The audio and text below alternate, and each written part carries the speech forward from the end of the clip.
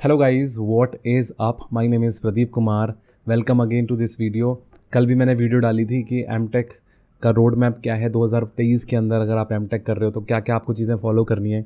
आज के इस वीडियो में हम बात करेंगे कि बहुत सारे बच्चों को कन्फ्यूजन रहता है कि एमटेक करें कि नहीं करें, कि क्योंकि उनके पास दो अपॉर्चुनिटीज़ रहती हैं बीटेक से निकलने के बाद। या तो वो प्लेसमेंट्स मिल रहे होते हैं उनको, लाइक जो 5 लाख से कम 6 लाख से कम वाली जॉब होती हैं, या उनको कन्फ्यूजन रहता है कि यार हम हायर एजुकेशन करें भी कि नहीं इंडिया के अंदर।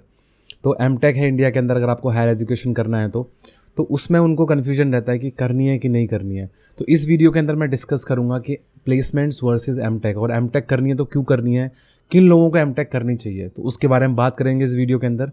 चलिए इस वीडियो को स्टार्ट करते हैं। एंड वीडियो शुरू करने से पहले इस चैनल को सब्सक्राइब कर लो एंड वीडियो को लाइक कर दो, और जो भी चीज़ें हम करते हैं लाइक कमेंट्स कर देना, ताकि रीच बढ़े और इंटरएक्टिविटी बढ़ती है तो एल्गोरिदम जो होता है वो खुश हो जाता है।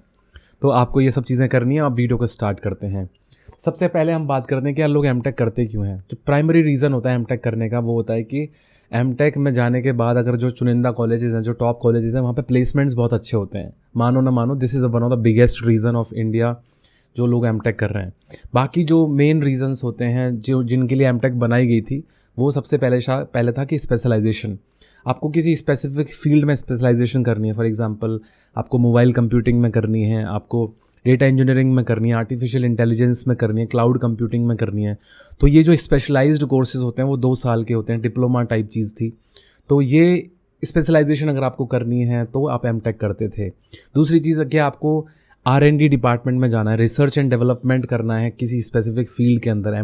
वो मैकेनिकल हो सकता है, इलेक्ट्रिकल हो सकता है, कंप्यूटर साइंस हो सकता है। तो आपको स्पेशलाइजेशन करना है, आपको रिसर्च फील्ड में जाना है, आपको एकेडमिक फील्ड में जाना है, आपको PhD करनी है फ्यूचर में जाके। तो ये हायर एजुकेशन वाली चीज़ में आता था, ठीक है। और ये वन ऑफ द रीज़न होता है कि रिसर्च एंड डेवलपमेंट में मुझे जाना है, फ्यूचर बनाना है, इसमें अकेडमिशियन बनना है। या जो जैसे सारी कंपनीज जो है ना, top companies, Amazon, Google, Microsoft, Qualcomm, इन सब में रिसर्च वाले लोग भी आते हैं।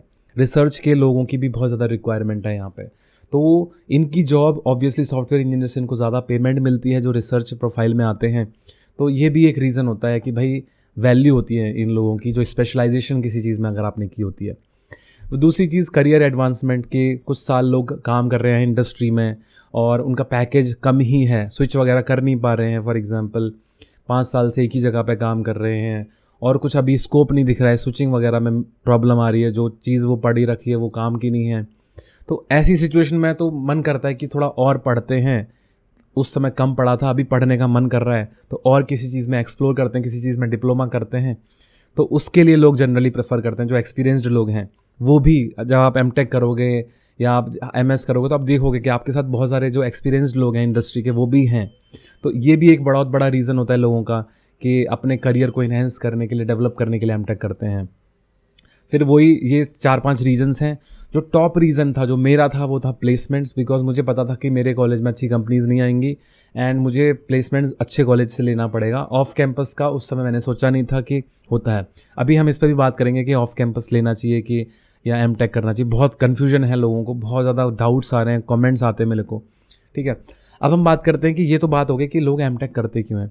अब मैं बात करता हूँ कि आप एक बीटेक के स्टूडेंट हो, आपके पास 2 चीज़ें हैं कि यार मैं प्लेसमेंट्स की तैयारी करूं या एमटेक की तैयारी करूं। क्योंकि एमटेक की तैयारी के लिए आपको गेट देना पड़ेगा, मोस्टली जो कॉलेजेस होते हैं गेट देते हैं। एंड प्लेसमेंट्स की तैयारी के लिए आपको कोडिंग पढ़नी पड़ेगी, DSA पढ़ना पड़ेगा, कोई इंस्टीट्यूट ज्वाइन करना पड़ेगा जहाँ पे आपको ये सब सिखाया जाता है। Very simple, right. तो अब 2 कन्फ्यूजन है। तो अब आपको मैं अभी जस्ट पहले मैं अभी एक सेशन ले रहा था टॉपमेट के थ्रू, किसी ने मुझे कॉन्टैक्ट किया था, मैंने उससे बात कर रहा था और उनकी प्रॉब्लम ये थी, उनको समझ नहीं आ रहा था कि मैं प्लेसमेंट में जाऊँ कि जॉब में जाऊँ, प्लेसमेंट में जाऊँ कि एमटेक में जाऊँ। तो मैंने उनको गाइड किया। सबसे पहले आप देखो कि आप अभी स्टेज पे क्या हो, क्या आप अभी जस्ट बीटेक से निकले हो और आपको कुछ आइडिया नहीं है। फॉर एग्जांपल EC का स्टूडेंट है, मैकेनिकल का स्टूडेंट है, उनको जॉब नहीं मिल रही है, मार्केट में जॉब ही नहीं है, तो अब वो फील्ड स्विच करना चाहते हैं। अब वो चाहते हैं कि उनकी IT के अंदर जॉब लग जाए, जो हमारा IT सेक्टर है उसमें जॉब मिल जाए। तो उनके लिए MTech is one of the top priority है।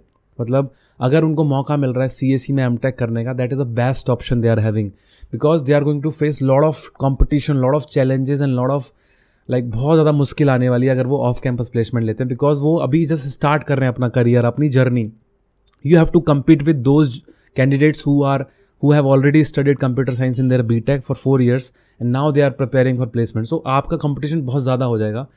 This is one of the best opportunity कि आप गेट का एग्ज़ाम दो, गेट CSE में दो, एमटेक में एडमिशन लो, वहाँ से आपको एक एमटेक CSE की डिग्री मिलेगी जो आपको बहुत वैल्यूएबल आपको प्लेसमेंट दिला सकती है. बहुत लोग ऐसा करते हैं, मैंने पर्सनली बहुत सारे लोगों को जानता हूँ. अब हम बात करते हैं उन लोगों की जो CSE ब्रांच के ही हैं, क्योंकि उन्होंने तो CSE ली थी एंड अब उनको अब देखना है कि उनकी कोडिंग का लेवल क्या है. उनको अगर ऐसा लग रहा है कि मेरे से कोडिंग होती ही नहीं है या मुझे बहुत मुश्किल लग रहा है कोडिंग, मेरे से नहीं हो पाएगा, पर 6-7 महीने के अंदर तो मैं नहीं कर पाऊंगा कोडिंग, ज़्यादा ही टाइम लगेगा, अनसर्टेनिटी है माइंड में, वो लोग करें एमटेक. बिकॉज जब आप एमटेक की पढ़ाई करोगे तो उस दौरान आप बहुत डिटेल में कंप्यूटर साइंस के सब्जेक्ट्स पढ़ोगे तो आपको बहुत अच्छा इंटरेस्ट आने वाला है कंप्यूटर साइंस के अंदर. फिर आप कोडिंग भी आप बहुत जल्दी पकड़ पाओगे बिकॉज आपके फंडामेंटल बहुत अच्छे लेवल पे क्लियर होंगे. आपको समझ में आएगा कि भाई एरे का इंडेक्स 0 क्यों होता है, एड्रेसेस क्या होते हैं, इंडेक्सिंग का कॉन्सेप्ट क्या होता है, मेमोरीज़ क्या होती हैं. ये सब आप बाहर भी पढ़ सकते हो, बट जब आप डिटेल में पढ़ोगे ना तो आपको अलग ही मज़ा आने वाला है कंप्यूटर साइंस के अंदर. ठीक है, तो जो लोग उनको आइडिया ही नहीं है कि मैं क्या करूं, कन्फ्यूजन है और डर लग रहा है कोडिंग नहीं होने वाली जिनसे, वो लोग एमटेक कर लें, सेफेस्ट ऑप्शन है.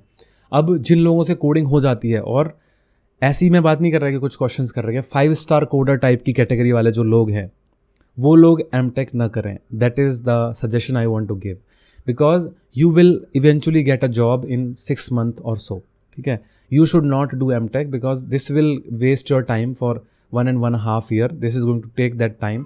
सो please don't do MTech. You try to, because 5 star आप ऑलरेडी बन गए हो बीटेक के अंदर, आपको जस्ट 6 महीने जॉब ढूंढ के एक्चुअली अप्लाई करना है.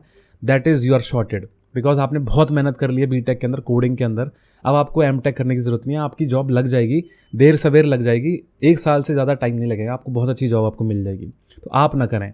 जो लोग कोडिंग जिन्होंने स्टार्ट नहीं किया, कुछ नहीं आता कोडिंग में, वो लोग अब कोडिंग शुरू करेंगे, 1 साल में कोडिंग ख़त्म होगी, फिर वो सोचेंगे, बहुत कम चांसेस हैं कि आप सक्सेसफुल होंगे उस रास्ते पर.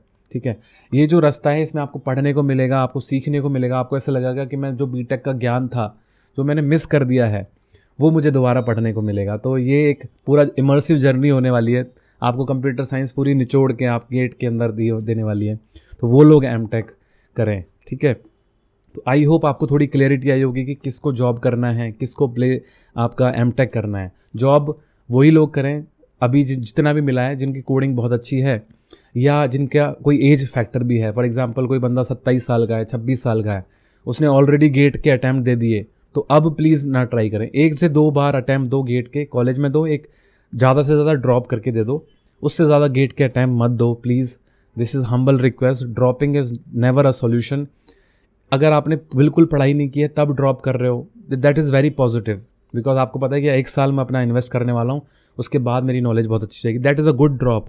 बट आपने पहली बार भी ट्राई किया, तब भी बहुत बेकार स्कोर आया, आपको कॉन्फिडेंस नहीं है, फिर भी आप ड्रॉप कर रहे हो, that is a bad choice.